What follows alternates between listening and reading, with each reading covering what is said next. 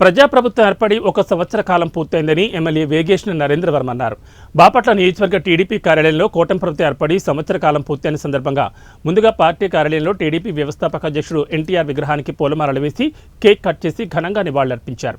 ప్రధాని Modi, AP CM Chandrababu, deputy CM Pavan Kalyan ముగ్గురు సారథ్యంలో కూటమి ప్రభుత్వం అభివృద్ధి సంక్షేమ పదంలో దూసుకుపోతోందని వెల్లడించారు. 50% సబ్సిడీతో 144 మందికి వ్యవసాయ పనిముట్లు అందజేశాం. అలాగే ప్రభుత్వ ఏరియా హాస్పిటల్లో దానికి ఒక కమిటీ వేయటం, ఆ కమిటీలో ప్రభుత్వం ప్రజలకు అందించాల్సిన వైద్యంలో నిర్లక్ష్యం వహించకుండా కూటమి ప్రభుత్వం బాపట్ల ప్రభుత్వ ఆసుపత్రిలో అన్ని విభాగాలకు నిపుణులైన వైద్యులను కూడా నియమించాం. ప్రజలకు మెరుగైన వైద్య సదుపాయం అందించాలని మేము కృషి చేస్తూ ఉన్నాం.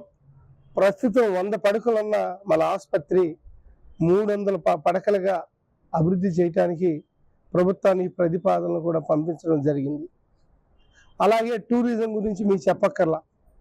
టూరిజానికి సూర్యలంక బీచ్ల అభివృద్ధి కోసం కేంద్ర ప్రభుత్వ నిధుల ద్వారా 97 కోట్లు 52 లక్షల రూపాయలు 97 కోట్ల 52 లక్షల రూపాయలు ఆల్రెడీ మనకి రాష్ట్ర ప్రభుత్వానికి డబ్బులు రావటం జరిగింది.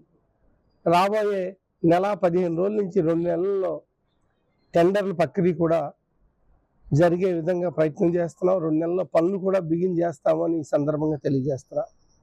అలాగే కొండగొట్ల వారి పాలెంలో ఏపీ ఐఐసి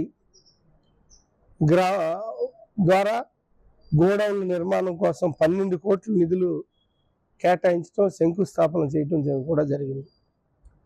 అడవిపల్లిపాలెం గ్రామంలో మత్స్యకారుల కోసం జెట్టి నిర్మించాం. దానికి 1,20,00,000 రూపాయల నిధులు వెచ్చించడం జరిగింది.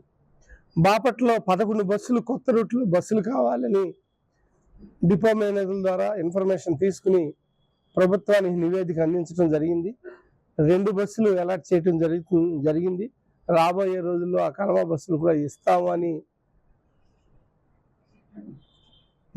మంత్రివర్యులు తెలియజేయడం జరిగింది.